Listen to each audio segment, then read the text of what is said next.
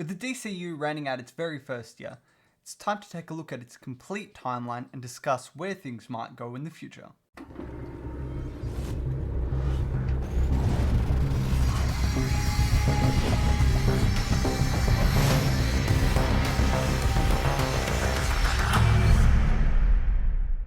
What is up, my fellow cinephiles and movie geeks alike? My name is Chris, and today we are going to be discussing the timeline of the DCU that has been established within its very first year.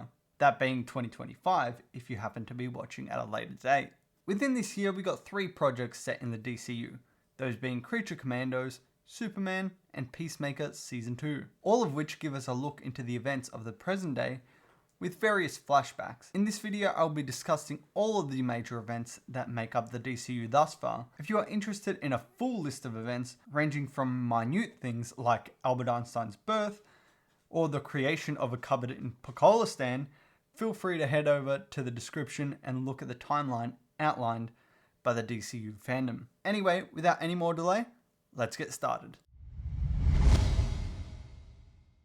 Beginning with Creature Commandos, this 7-episode series sets up Amanda Waller and Rick Flag's motives and activities within the DCU. Throughout the events of the season, we see Waller put together a team of monsters after being forced to stop her activities with Task Force X, after her daughter, Leota Adebayo, outed her to the public. This retroactively makes the events of Season 1 of Peacemaker canon, with a few minor exceptions. Justice League. After the Sons of Themyscira, led by Sorceress Cersei, overthrow Pakistan's royal family, Amanda Waller forms a new squad of monsters to handle the crisis without violating US law. The team includes the Bride of Frankenstein, Dr. Phosphorus, Weasel, G.I. Robot, and Nina Mazursky, led by General Rick Flag Sr. During the mission, Flag grows close to Princess Ilana Rostovich. Meanwhile, flashbacks reveal the tragic past of the Bride and Eric Frankenstein, her rejected lover, who's haunted her for centuries. The team battles Cersei at Poco Castle, seemingly ending her threat. But her dying words warn they've doomed the world. Wallace soon starts to believe Cersei's prophecy, that Princess Ilana will conquer humanity. When she orders Ilana's assassination, Flag refuses and quits, forcing the Bride to be the new leader of the team. It all unravels when Clayface is revealed to have manipulated both sides. The Commandos are ambushed, Nina is killed, and the Bride avenges her by taking down Ilana. Waller admits her mistake, and the Creature Commandos return to Belle Reve as heroes, the first official members of Waller's new non-human division. In a final scene, Eric Frankenstein survives and vows to keep pursuing the Bride, setting up a potential reunion in the future of the DCU. So while Creature Commandos takes place early in this new timeline, it plants some major seeds, expanding Waller's control and introducing us to Rick Flag Sr., who will continue to play a big role in the DCU, as we are about to see. Superman expands the DCU in a very big way, introducing us to many title characters who will no doubt go on to play a big role in the future of the DCU. In this movie, Kal-El, also known as Clark Kent, faces a variety of conflicts all orchestrated by Lex Luthor, the most recent of which being the Hammer of Bravia, secretly the metahuman Ultraman, who is himself secretly a clone of Superman. After the Hammer of Bravia leaves, Superman is faced with a new threat, that being a kaiju rampaging around Metropolis. With the help of Green Lantern Guy Gardner, Mr. Terrific, and Hawkgirl, a team known as the Justice Gang, he is able to take down this kaiju, although much more painfully and viciously than he would have liked. While this rampage occurred, Luthor was busy breaking into the Fortress of Solitude and leaking a message that Kal's parents left for him. This message explains that he was sent to Earth to effectively rule the world.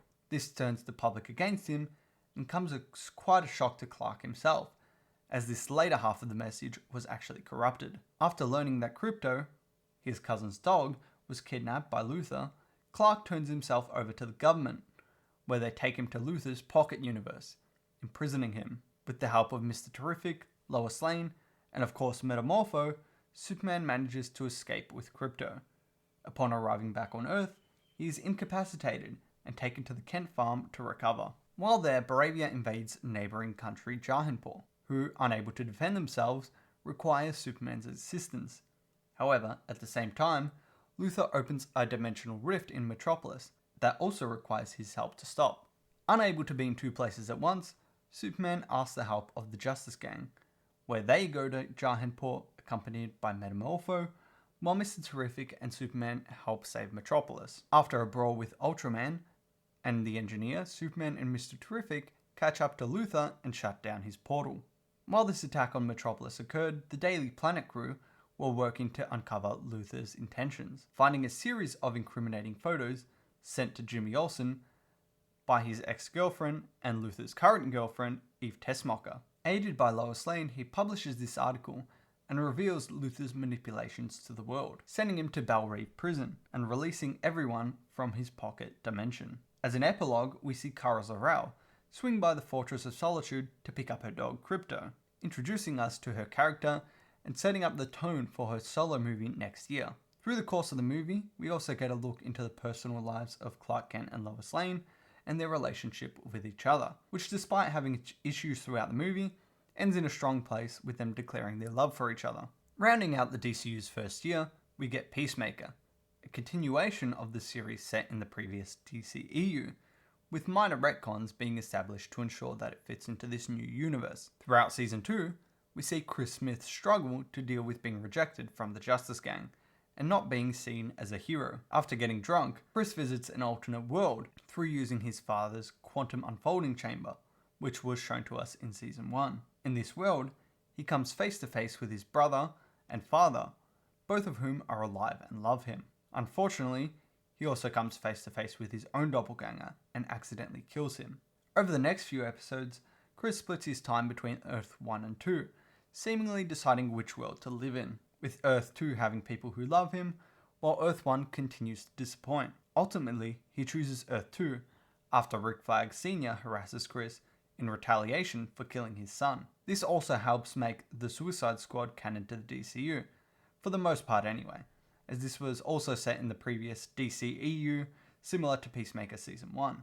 Both of these can be considered mostly canon, but the rule as outlined by James Gunn is to only consider something canon if it is mentioned or seen in DCU projects, such as the murder of Rick Flag Jr. If you're interested in seeing a full breakdown of everything that is canon from the DCEU going into the DCU, I'll be publishing a video next month discussing every single little detail that has carried over from the previous universe. Anyway, moving on, the 11th Street Kids, comprised of Emilia Harcourt, Leota Adebayo, John Economos, and Adrian Chase, also known as Vigilante, all go to Earth 2 to help bring Chris back. While they are there, they each come to find out in their own way that this Earth is not the paradise Chris made it out to be, but is in fact an extremely bigoted world where the Nazis won World War II and have continued to oppress anyone they deem inferior. This comes as a big shock to Chris, who has missed some very obvious signs.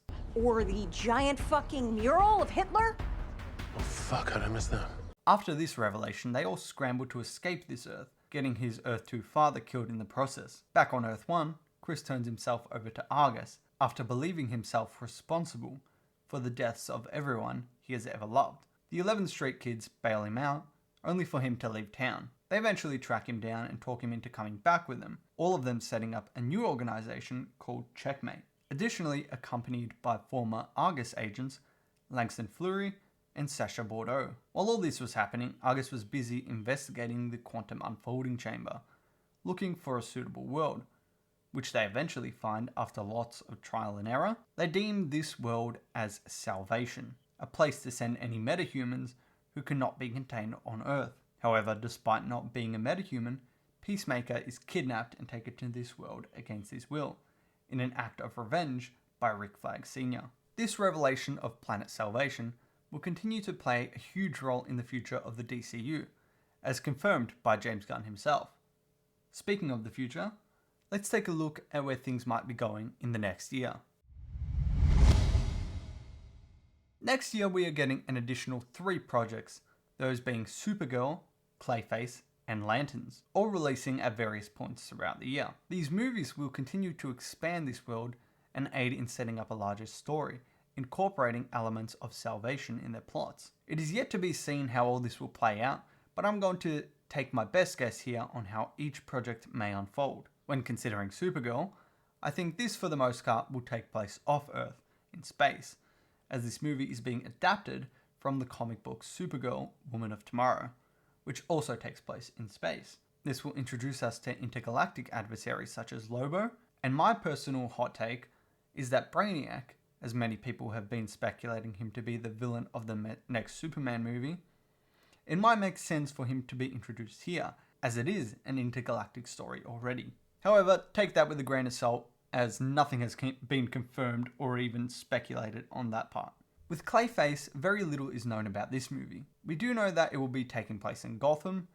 Despite this, we have no confirmation on whether Batman will be making his debut in this universe. It is my opinion that he will not be appearing, and instead this movie will focus on Clayface himself as the protagonist, who battles his own issues. I also think that we might get introduced to this universe's Jim Gordon in this movie, as Clayface will still undoubtedly come into some conflict with the GCPD.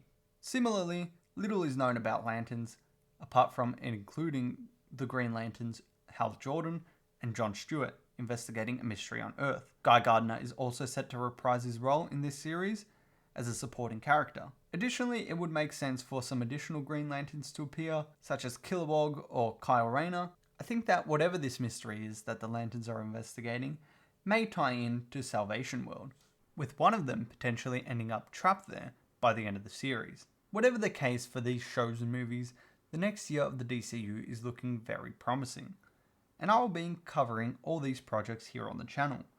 So if you are keen to get breakdowns on each and every project, consider subscribing and turning on notifications so you can watch these videos as soon as they come out. In the meantime, if you are at all interested in the DC animated movies universe, check out my rewatch series that will be beginning in the new year. Anyway, that is all for this video. I hope you did enjoy, but until next time, this has been Chris, and I'll be seeing you.